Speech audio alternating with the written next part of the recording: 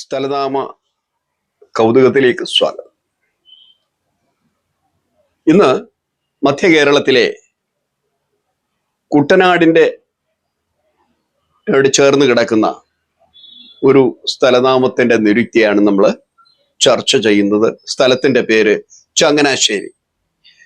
ചങ്ങനാശ്ശേരി ശരിക്കും പറഞ്ഞ കുട്ടനാടിന്റെ വടക്ക് കിഴക്കേ ഭാഗമാണ്. ജലസമൃദ്ധിയുള്ള പ്രദേശമാണ്. മീനച്ചലാറും മീനച്ചലാറിന്റെ കൈവഴികളും ഒക്കെ ഒഴുകി ഇറങ്ങുന്നത് ചങ്ങനാശ്ശേരിയുടെ ഓരങ്ങളിലൂടെയാണ്. വേമ്പനാട്ട് കായലിന്റെ തീരം കൂടിയാണ് ചങ്ങനാശ്ശേരി. മഴക്കാലത്ത് സ്ഥിരമായി വെള്ളക്കെട്ടുണ്ടാകുന്നൊരു സ്ഥലം.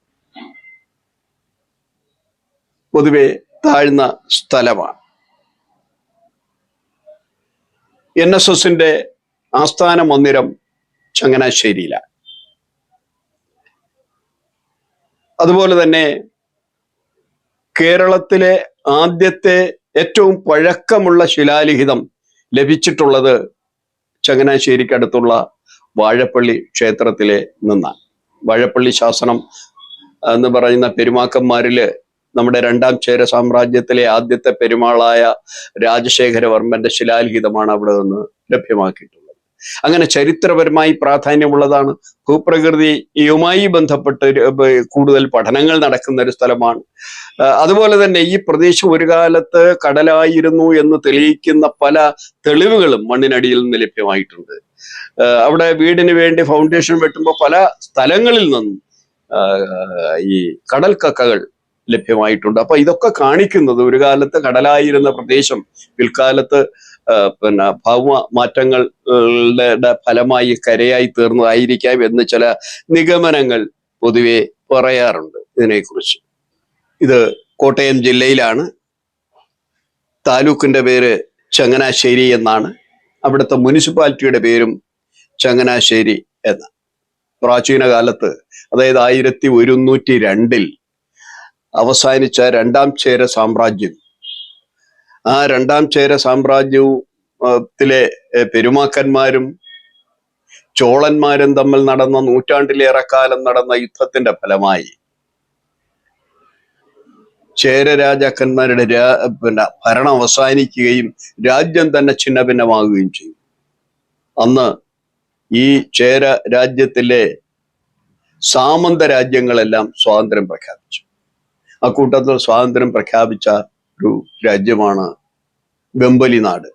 ഈ വെമ്പലി നാട് വീണ്ടും 50 കൊല്ലത്തിനിടയിൽ അരനൂറ്റാണ്ടിൽ അത് രണ്ടായി പിരിഞ്ഞു. ഒന്ന് തെക്കുംകൂറ് എന്നും രണ്ടാമത്തേത് വടക്കുംകൂറ് എന്നും. ഈ തെക്കുംകൂറ് ഉൾപ്പെട്ട ഒരു പ്രദേശമായിരുന്നു ചങ്ങനാശ്ശേരി. അപ്പോൾ 1150 ഇത് തെക്കുംകൂറിന്റെ ഭാഗമായി മാറുകയാണ്.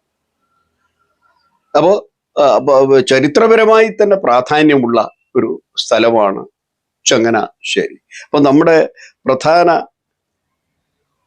വിഷയം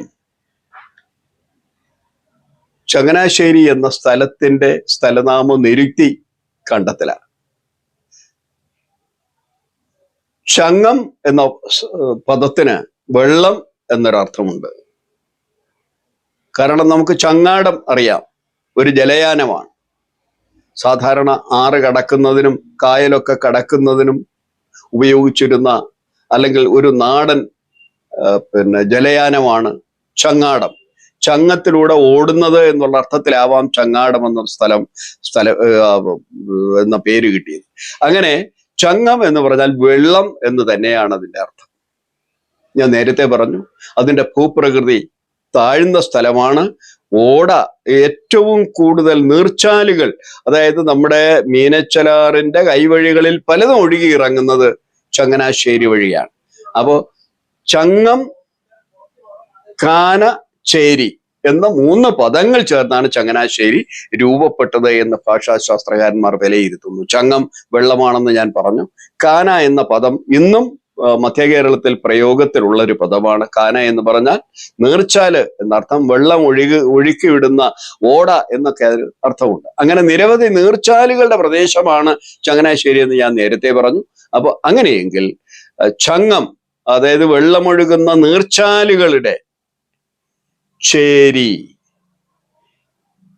ചേരി എന്ന് പറഞ്ഞാൽ നമുക്കറിയാം സെറ്റിൽമെന്റിനാണ്, ആളുകളുടെ സെറ്റിൽമെന്റിലാണ്, സമൂഹങ്ങൾ കൂട്ടായി താമസിക്കുന്ന സ്ഥലത്തിനാണ്, ഗ്രാമത്തിനൊക്കെയാണ് നമ്മൾ ചേരി എന്ന് പറയുക. അത് ഗർവാണീകരിക്കുമ്പോൾ ചേരി ശേരിയാവും. അങ്ങനെയാണ് ചങ്ങനാശ്ശേരി ചങ്ങനാശ്ശേരിയായി മാറുന്നത്. അപ്പൊ ചങ്ങം, കാന, ചേരി തുടങ്ങിയ 3 പദങ്ങൾ ചേർന്നാണ് ചങ്ങനാശ്ശേരിയായി രൂപപ്പെട്ടത്. ചങ്ങം എന്നാൽ വെള്ളമാണ്, കാന എന്ന് പറഞ്ഞാൽ നീർച്ചാലാണ്, ചേരി എന്ന് പറഞ്ഞാൽ ഗ്രാമമാണ്. അപ്പൊ ചങ്ങനാശ്ശേരി എന്ന് പറഞ്ഞാൽ ചങ്ങനാശ്ശേരിയാണ് ചങ്ങനാശ്ശേരിയായി പിൽക്കാലത്ത് രൂപം മാറിയത്. നന്ദി.